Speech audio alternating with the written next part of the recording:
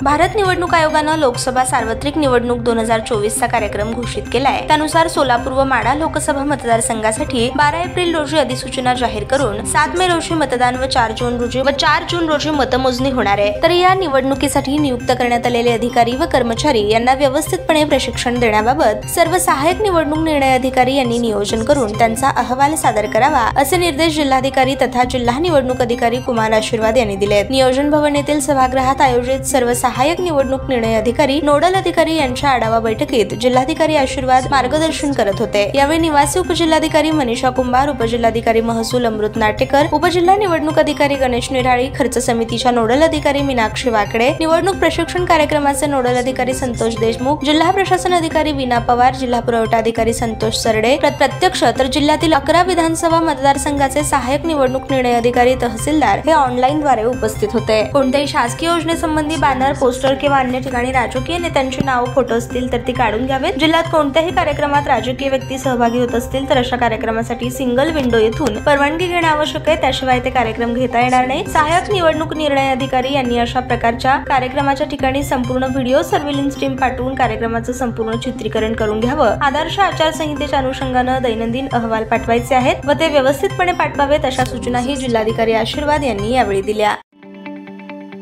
ताज्या बातम्या पाहण्यासाठी प्राईम महाराष्ट्र न्यूज चॅनलला सबस्क्राईब करा।